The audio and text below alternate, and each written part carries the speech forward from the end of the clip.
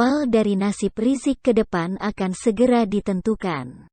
Tim Jaksa Penuntut Umum pada Jaksa Agung Muda Tindak Pidana Umum telah melimpahkan 6 berkas perkara tindak pidana kekarantinaan kesehatan terhadap Rizik sebagai terdakwa.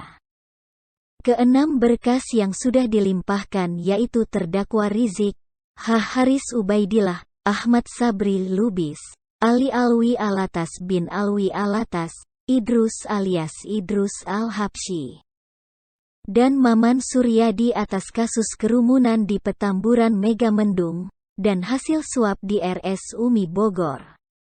Khusus untuk Rizik, ada 5 pasal yang bakal didakwakan kepadanya. Pertama, Pasal 160 KUHP Jo Pasal 93 Undang-Undang Republik Indonesia Nomor 6 Tahun 2018 tentang Kekarantinaan Kesehatan Jo Pasal 55 Ayat 1 ke 1 KUHP. Kedua, Pasal 216 Ayat 1 KUHP Jo Pasal 55 Ayat 1 ke 1 KUHP. Ketiga, Pasal 93 Undang-Undang Republik Indonesia Nomor 6 Tahun 2018 tentang Kekarantinaan Kesehatan Jo Pasal 55 Ayat 1 ke 1 KUHP. Keempat, Pasal 14 Ayat 1 Undang-Undang Republik Indonesia Nomor 4 Tahun 1984 tentang Wabah Penyakit Menular Jo Pasal 55 Ayat 1 ke 1 KUHP.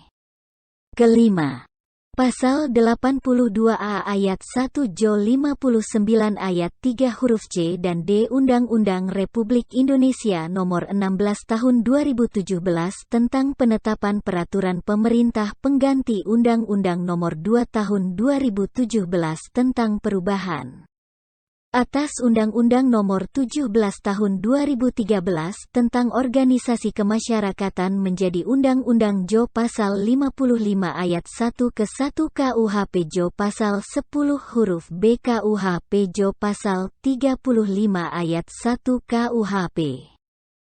Cukup banyak yang diborong. Maklum, Rizik memang suka menjadi best of the best.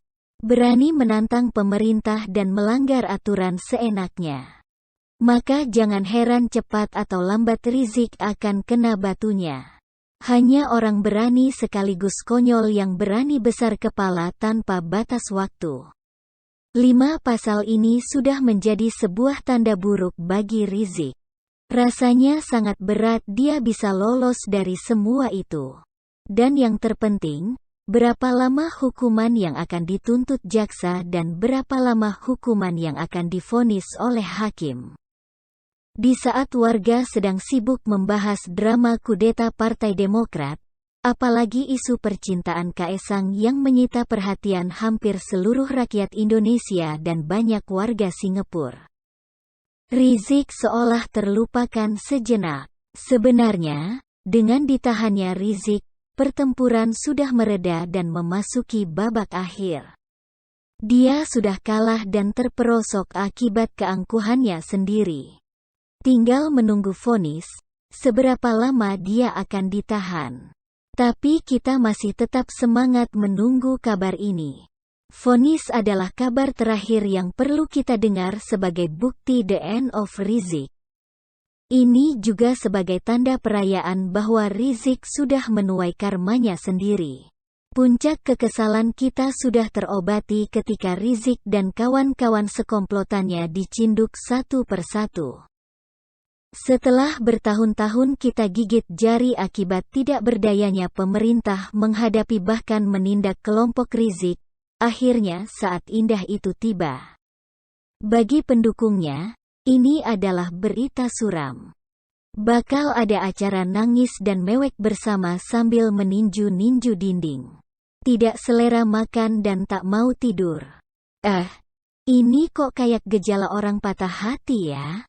Bagi yang sudah muak dengan kelakuan Rizik dan komplotan penjual surga, pasti akan merayakan ini dan mengucapkan selamat buat Rizik menjalani hukuman. Terima kasih aja deh buat dia yang berani borong banyak pasal dakwaan. Sudah saatnya Rizik berada di bawah roda kehidupan di saat dia begitu arogan saat berada di atas. Orang yang meresahkan seperti Rizik memang harus bertanggung jawab atas semua keresahan dan kekacauan yang telah dia perbuat. Akhir kata, semoga tabah menjalani apapun yang sedang menunggunya nanti. Dia tidak bisa lagi sombong kayak dulu seolah dunia ini miliknya dan pemerintah harus berlutut cium kaki di hadapannya. Teriak kriminalisasi ulama pun tidak mempan lagi. Sudah basi dan tidak bisa dimakan. Bagi yang sangat-sangat membenci Rizik 7 turunan atau pernah menjadi korban dari perbuatannya dan kelompoknya, pasti akan tertawa sambil berkata, "Syukurin." Bagaimana menurut Anda?